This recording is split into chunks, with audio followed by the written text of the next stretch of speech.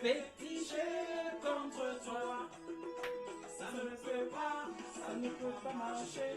Ils vont prier contre toi, marabouter contre toi, féticher contre toi. Ça ne peut pas marcher. L'Éternel est mon berger, celui qui conduit mes pas. L'Éternel celui qui conduit mes pas.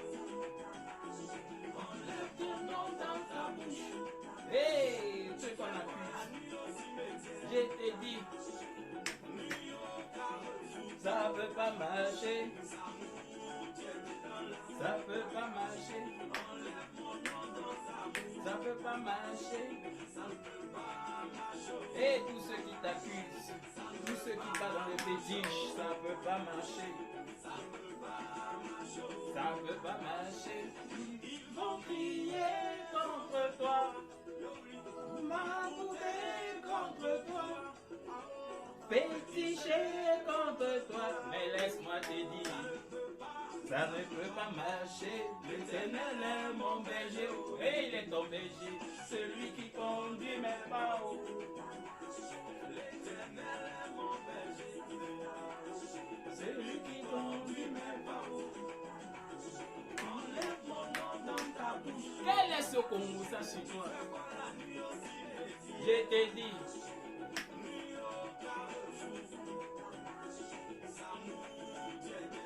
Ça peut pas marcher.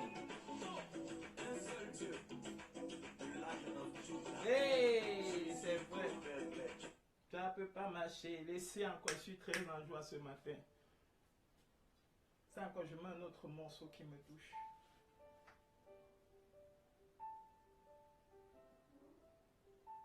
Après sa prière, lorsqu'il a dédié son temple, le roi Salomon a vu la gloire de Dieu entrer et la fumée remplir le temple, au point où aucun sacrificateur ne put exercer le sacerdoce. Car l'onction du sacerdoce est donnée pour le travail, et la gloire de Dieu nous est donnée pour le repos.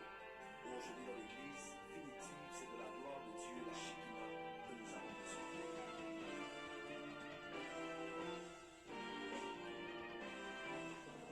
Ce lieu, je vois la Shekinah en ce lieu, le lieu où tu es, parce que tu es là, la gloire de Dieu est là. En ce lieu, je vois la Shekinah. En ce lieu, je vois la Shekinah. La Shekinah, et en ce lieu,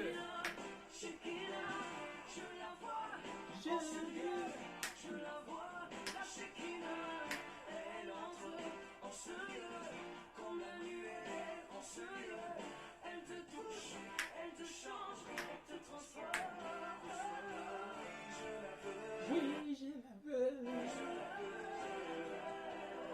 Et la Shekinah, la gloire de Dieu.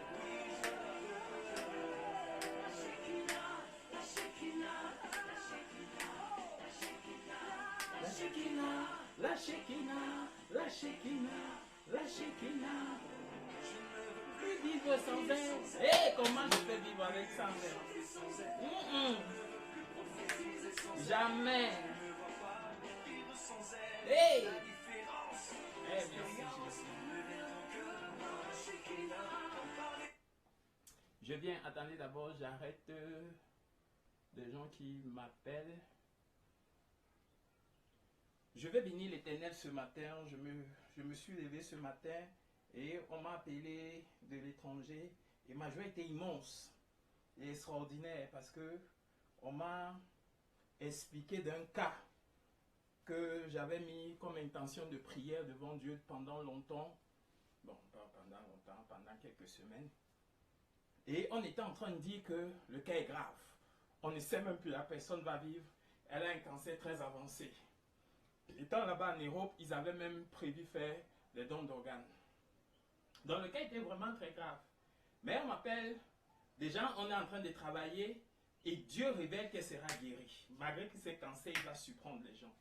Et pendant qu'on est en train de travailler, son cas ne fait qu'être plus grave. Mais on invoque l'Éternel. Pendant qu'on prie, elle étant là-bas, on prie avec sa famille ici. Pendant qu'on prie, Et on commence à dire quelque chose de bizarre, elle est même entrée en réanimation, donc c'est encore plus grave. Et c'est là où Dieu nous révèle encore des services. On fait, mais ça devient encore plus grave. Mais je bénis Dieu pour cette famille. Ils n'ont cessé de croire. Ils n'ont cessé d'encourager. Ils n'ont cessé de manifester la volonté. Même quand rien ne disait que ça pouvait réussir. Ils ont dit non, nous on croit. Non, nous on croit. J'ai dit, ils ont fait tout ce qu'elle demandait, ils faisaient. Ils ne voyaient pas, mais ils faisaient. My goodness. Hey, wonderful God. Chaque fois qu'il me fait quelque chose, il y a un nouveau nom qui sort. Et c'est dans cette période, dans cette saison, le nouveau nom de l'Éternel qui me vient en esprit, c'est Wonderful God. Hey, mon Dieu, c'est un Dieu wonderful. J'ai dit en cette période où je commence à dire, mais Seigneur, tel m'accuse de ceci, tel je prie, mais il dit que, mais je suis troublé. J'ai dit, mais qu'est-ce qui se passe? Il dit, calme-toi. Oh my goodness. Hey, wonderful God. Et c'est dans mon calme que je commence à opérer. Donc c'est ce matin que la famille m'appelle et me dit que je vais t'annoncer une nouvelle extraordinaire. Déjà, elle s'est réveillée de la réanimation et on a dit que de toute façon, elle allait commencer à faire une rééducation parce qu'elle est en rémission. Hein? Et puis on dit aussi une chose extraordinaire, que elle s'est réveillée, elle est bien, elle est en forme, elle parle bien, elle marche bien, elle n'a même plus besoin de rééducation. Même les médecins ont appelé pour dire que, mais appelez ce monsieur-là. C'est comment? Qu'est-ce qui se passe? Qu'est-ce qu'on est en train de vivre? Oh, gloire soit rendue au Seigneur. Il a fait quelque chose d'extraordinaire. À cette période, dans ce temps-ci, c'est ça qu'il voulait encore pour booster quelque chose en moi. J'ai dit, c'est extraordinaire. J'ai déjà vu des choses de la part de Dieu. Mais cette fois-ci, il m'a encore surpris. En cette saison, c'est pas que je suis spécial. C'est pas qu'il y a quelque chose. Mais il a mis quelque chose. Et dans ces quelque chose, il a dit, ceux qui croiront, même quand ils ne verront pas, ceux qui s'attacheront verront ce que j'ai dit de toi. My goodness. Hey, wonderful God, je crois en cela.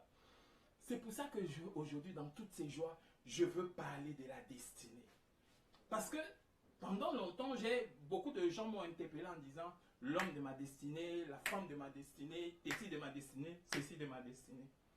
Maintenant, nous devons d'abord comprendre. La destinée, la même qu'on parle beaucoup. Moins chose, la destinée de X, la destinée de Y, la destinée même là. Excusez-moi. Les gens qui disaient que je ne croyais pas dans cela, ils ont quand même vu quelques petites touches de ce que j'ai fait.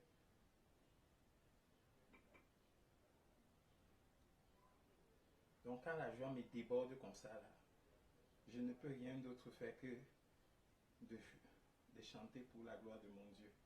Il n'y a personne comme lui. Personne ne peut faire les choses qu'il fait. Même là où on t'accuse, on te fait des choses, il est celui-là qui te dit reste calme. Je sais ce que je suis en train de faire. Ne t'embrouille pas. Je sais ce que je suis en train de faire. Laisse-le parler, laisse-les parler. Laisse-les dire des choses que eux-mêmes ils ne comprennent pas. Je vais les confondre dans leurs paroles.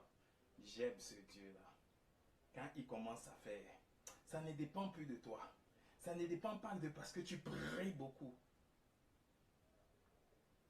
Ça ne dépend pas que tu fais beaucoup de grandes choses. Ça dépend de qu'est-ce qu'il t'a dit. Qu'est-ce qui est dans ton chemin. Qu'est-ce qu'il a mis en toi. Qu'est-ce qui fait partie de ton destin. Qu'est-ce qu'est ta destinée sur cette terre. C'est dans ça qu'on commence à voir la différence. Oh my goodness.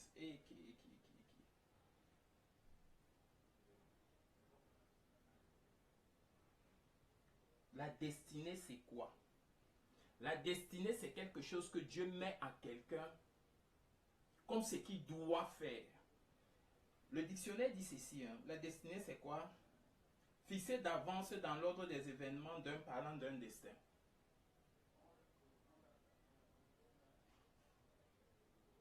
Tu vois? Ça veut dire que c'est un projet. C'est quelque chose que Dieu a mis en toi, que c'est toi seul qui peux le faire. Donc il a mis en toi que dans cette vie, voici ce que tu vas faire.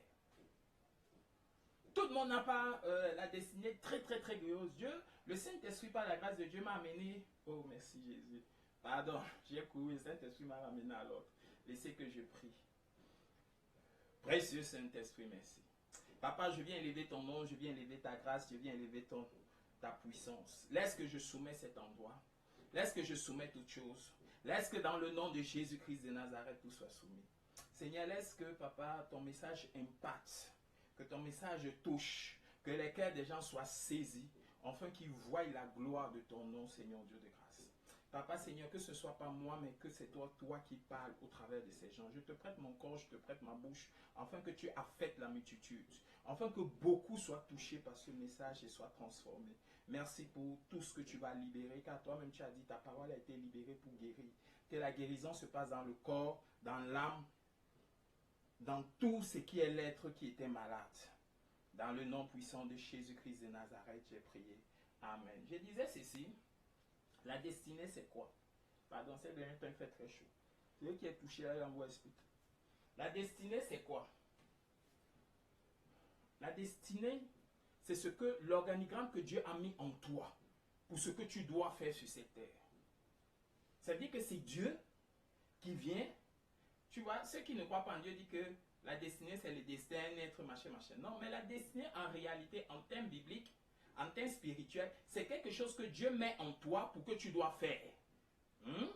Maintenant, les gens disent que l'homme de ma destinée, les gens de ma destinée, ok. Mais Dieu met en toi, il ne met pas ça aux autres. Mais dans la vie, en ce que tu dois faire, il va amener des gens qui sont censés t'accompagner sur ce que toi, tu dois faire.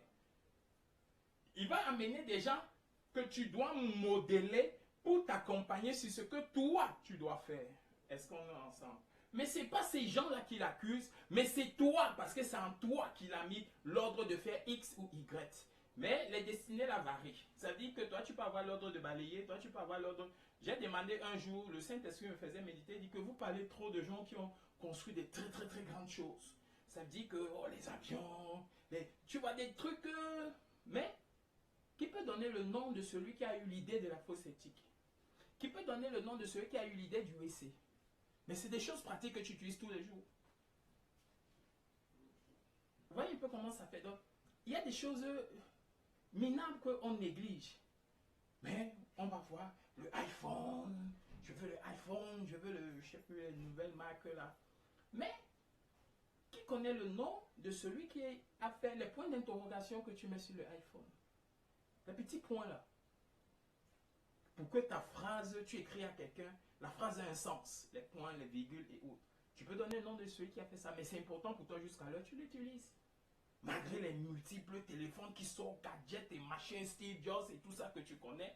Mais il y a quelqu'un qui a fait en sorte que quand tu écris, ça agit quelque chose. Donc il y a des petites choses qui nous sont importantes, indispensables, mais dont on a oublié le nom.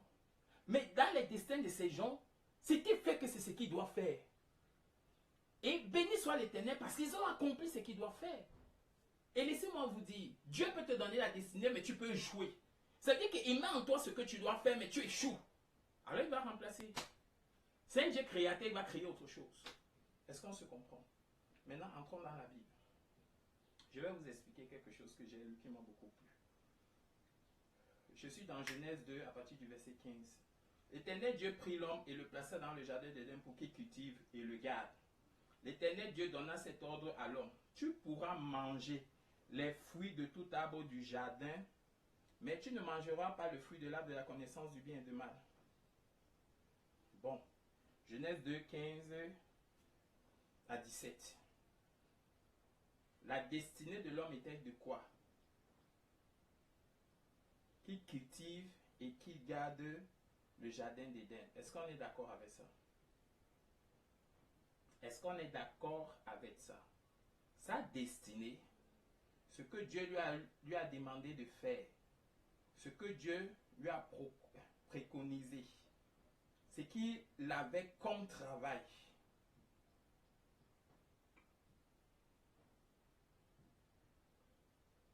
Ce qu'il avait comme travail, c'était quelque chose de simple. C'est que quoi? Garde, cultive. Jardin d'Éden, c'est quoi? C'est un endroit magnifique, paradisiaque et autres. Mais c'est les délices, en hébreu, on appelle ça, c'est les délices de Dieu. Donc toute la terre, toute chose. C'est tout ça, là, fait partie des délices de Dieu. Tout ce que tu vois, la création, ça a un délice. Dieu a fait ça avec joie.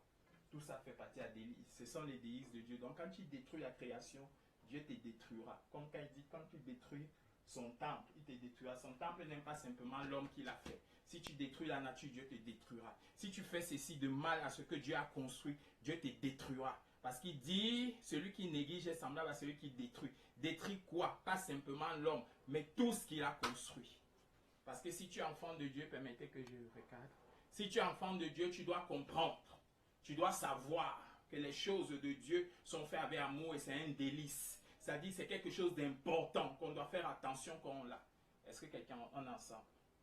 Alors, mais dans cet endroit, il y avait encore un autre endroit peu particulier que Dieu a mis l'homme pour que cultive et garde. Mais il cultivait et gardait quoi? Tout ce que Dieu a construit.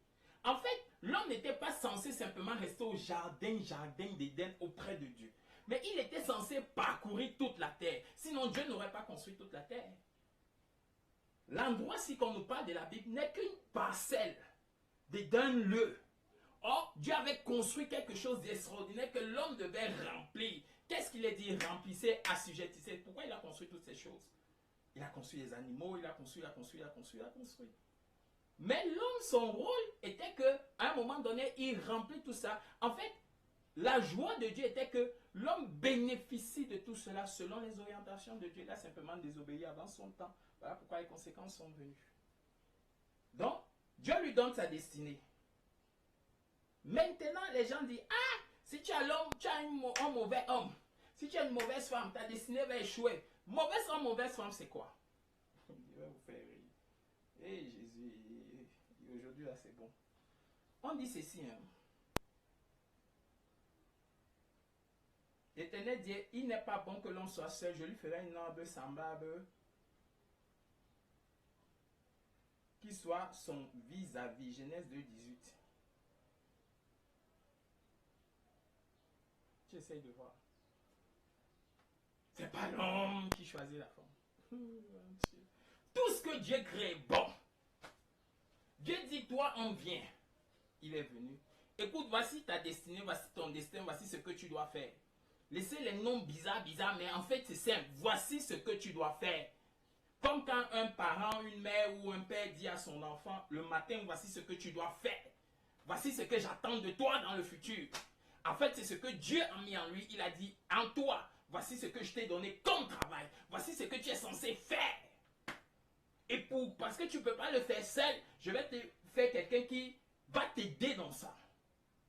Alors, Dieu crée une femme. Avec tout ce qui est convenable pour soutenir la destinée. La question est de savoir, qu'est-ce que la femme a subi pour qu'elle conforme l'ordre divin? Comment ces choses ont pu être calquées pour qu'elle croie que tout moyen est bon pour arriver à la destinée que Dieu a dit. En fait, tout moyen est bon pour faire ce que Dieu a demandé. La Bible a dit une chose, hein. Tout m'est permis, mais tout ne m'est pas utile. Est-ce qu'on est d'accord? Tout m'est permis, mais tout ne m'est pas utile. Tu peux faire, mais est-ce que c'est utile pour toi? Est-ce que c'est utile pour ta vie? Est-ce que c'est utile pour ce que tu dois faire? Est-ce que c'est utile pour ta destinée? Est-ce que c'est utile pour ton état spirituel? Tu peux coucher, faire des choses comme tu veux, mais est-ce que c'est utile? Bon, revenons dans le message. Il dit, mais à quel moment la femme a été calquée? Maintenant, pour que vous compreniez, vous allez voir la réponse d'Adam. Quand il dit, Dieu lui demande, pourquoi tu as fait ça? Il dit, la femme que tu as amenée. Ah. En fait, ça veut dire que Dieu lui donne un rapport. Dieu lui dit, voici ce que tu dois faire. Mais ne fais pas comme ça. Fais plutôt comme ça, comme je t'ai montré. Mais quand Adam transmet le message, il dit à la femme, ce qui est important, c'est d'arriver dans ce lieu, quels que soient les moyens qu'il doit faire. Écoutez, il y a un adage qui dit que toutes les routes mènent à Rome. C'est faux. Hein? En fait, c'est vrai, c'est faux. Toutes les routes mènent à Rome peut-être. Mais il y a une route qui fait que si tu arrives, tu passes par cette route, on élèvera ton nom et ça sera utile pour toi. Les autres routes seront bizarres. Tout le monde veut être riche, mais à quel prix tu vas amener ta richesse? Tout le monde veut réussir, mais à quel prix ou à quelle façon tu veux réussir? Parce qu'il y a les récits que quand tu les présentes, on dit, ouais, tu as réussi, mais ça salit ton nom. Des gens se moquent de toi derrière malgré ta richesse. Mais il y a aussi des richesses que, quand ça arrive, on dit, béni soit l'Éternel. Ça là, c'est lui qui peut faire ça. Et je prie que c'est cela qui t'arrive. Il y a des récits que des gens utilisent des choses pour réussir. Mais toi, utilise Dieu. Laisse ton nom être propre. Laisse, même si l'âge passe, même si tu grossis, même si tu vieillis, même si les autres sont en avant, l'essentiel est que toi aussi tu arrives. Et quand tu vas arriver, le chemin parcouru, on ne dira pas comme les autres, c'est sale, on dira, c'est un témoignage. Si elle a pu faire ça malgré le temps, moi aussi Dieu va me faire. C'est pour ça que Dieu dit persévère et aie la foi. Ça ne veut pas dire que les autres ne peuvent pas avoir. Ça ne veut pas dire que quelqu'un ne peut pas utiliser la sorcellerie, il fait certaines choses que toi qui es chrétien, tu n'arrives pas à faire. Si, mais ça veut simplement dire que si tu crois en Dieu, tu persévères en Dieu, tu marches selon ce qu'il a dit, ses principes, tu verras des choses et les gens derrière toi, tu ne seras pas seul à les voir. Les gens, tu secoueras beaucoup. Celui qui utilise différentes voies est seul. Et à la fin, il reste seul et meurt seul. Celui qui utilise la voix de Dieu vient avec plusieurs et réussit avec plusieurs. Est-ce que quelqu'un est avec moi? Est-ce que quelqu'un me comprend? Alors Dieu donne le message à l'homme que voici ce que tu dois faire. Lui transmet sa mal. Et voilà pourquoi ce qui arrive. Lisons encore notre paragraphe. Pour que vous compreniez la destinée. On est ici dans 1 Samuel 15 à partir du premier verset. Samuel dit à Saoul, c'est moi que l'Éternel a envoyé pour te consacrer par onction comme roi sur mon peuple. Sur Israël, écoute donc les paroles prononcées par l'Éternel. Voici ce que dit l'Éternel, le maître de l'univers. Je me souviens de ce que les Amalécites ont fait à Israël lorsqu'ils ont barré le chemin à sa sortie d'Égypte. Va maintenant frapper les Amalécites, voir les destructeurs, tout ce qui appartient. Tu n'épargneras et tu ne feras mourir hommes, femmes, enfants et bébés, bœufs, brebis, chameaux, ânes. La destinée de Saül était de rassembler un peuple rebelle. Israël connaissait les lois de Dieu mais faisait qu'à leur tête. Chaque fois qu'un prophète venait, il faisait semblant de marcher, mais après, il dégamait. Alors Dieu décide de les rassembler, les administrer. Et pour cela, il déclare un chef. Est-ce que vous me comprenez? Eux-mêmes voulaient déjà un roi. Ils disent qu'on veut les autres peuples. Mais tout ça fait partie de la volonté de Dieu. Ils voulaient déjà qu'ils aient un chef qui les administre. Parce que si chacun, les tribus faisaient comme chez nous, on fait. C'est-à-dire que si les autres étaient lévitiques, ils faisaient comme ça. Si les autres étaient tels, ils faisaient comme ça. Si les autres... Donc chacun faisait selon les lois, les choses de sa tribu. Et Dieu voulait que quelque chose, tout soit d'un commun accord. Parce que le but d'Israël était de montrer l'exemple. Pas qu'une tribu, pas que Judas, pas que tel montre l'exemple, mais que tout Israël montre l'exemple. Voilà pourquoi à un moment, il enlève le nom de Jacob et il dit Israël. Jacob était une personne, mais Israël devient la multitude. Ça veut dire qu'il est l'image de tout le monde.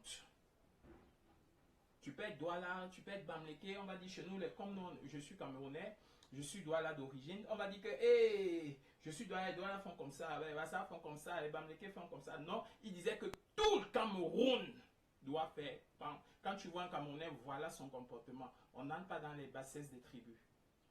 Est-ce qu'on se comprend? C'est ça que Dieu voulait par rapport à Israël. Alors, il dit à Saoul, voici ce que tu dois faire. Parce que la destinée de Saoul était de les rassembler. Et pour les rassembler, il fallait d'abord qu'ils brisaient la peur qu'ils avaient des autres peuples.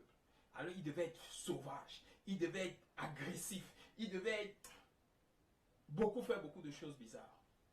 Pour créer la crainte des autres peuples que voici une nation qui est en train de grandir et est en train de mettre les bases.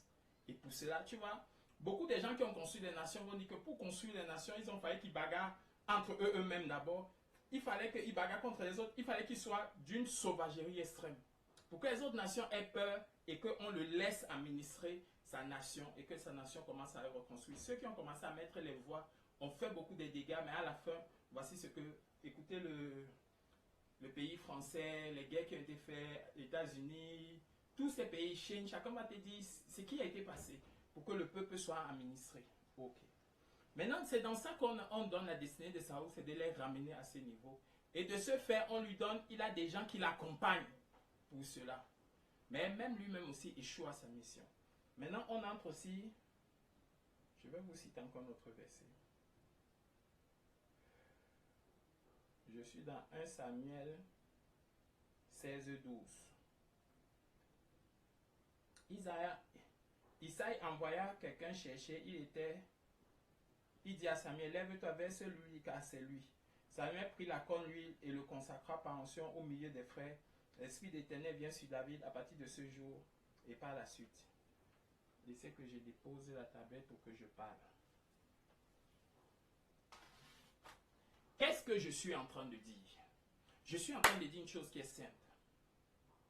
On ne dit pas que, oh, l'homme de ma destinée, celui qui il va me cajoler, quand je vais l'aimer, vraiment, on va vivre un amour parfait, c'est faux. Connais d'abord qu'est-ce que Dieu t'a dit. Qu'est-ce que Dieu t'a demandé pour ta famille? Parce qu'il dit rester là-bas à Jérusalem. Donc, qu'est-ce qu'il t'a dit pour ta famille? Qu'est-ce qu'il t'a dit pour ton conjoint? Qu'est-ce qu'il a dit ce que tu dois faire sur cette terre? Et quand on va regarder ce que tu fais dans ta famille, on va regarder ce que tu fais sur cette terre, on va dire qu'il avait déjà commencé ce genre-là depuis la maison, on le connaît. Maintenant, toi-même, tu ne connais pas parce que tu ne cherches pas Dieu. C'est Dieu seul qui connaît la destinée des gens.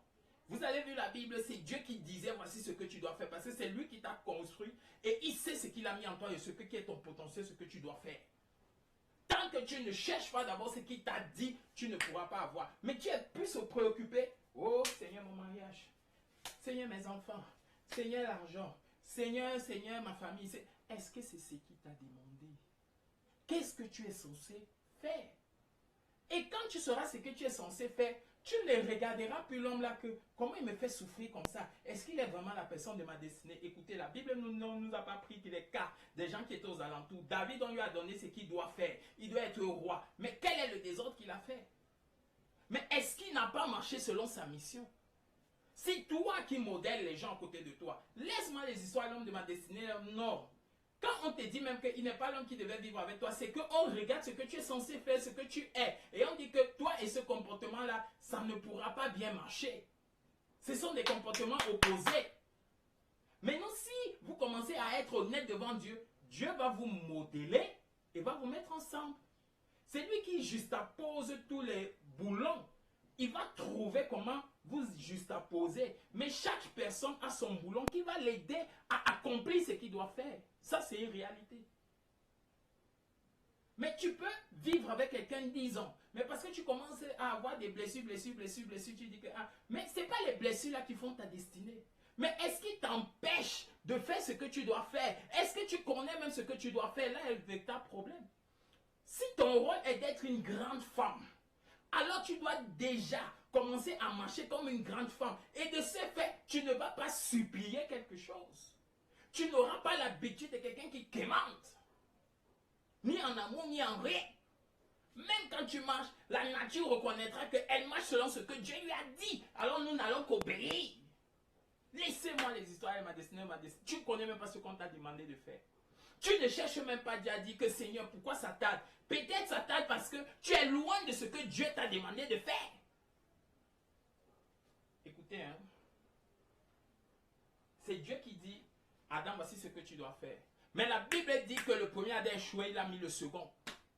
C'est-à-dire que tu peux échouer, mais reviens vers Dieu, Dieu va construire quelque chose de nouveau. Et quand Dieu construit le second Adam, il ne le recrée pas à partir de rien.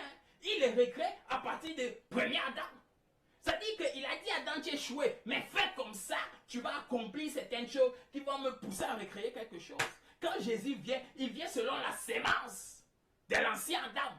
Il ne vient pas comme ça. C'est Marie, fait d'Adam, chair, qui le porte. Même si elle ne porte aucune sémence de lui. Mais même le cordon ombilical était coincé à quelque chose. Est-ce qu'on se comprend? Alors c'est ça que nous devons comprendre. Ta destinée, ce que Dieu te dit. Comprends d'abord ce que Dieu te dit. Tu ne regarderas plus l'autre. Que quelque chose va t'affecter.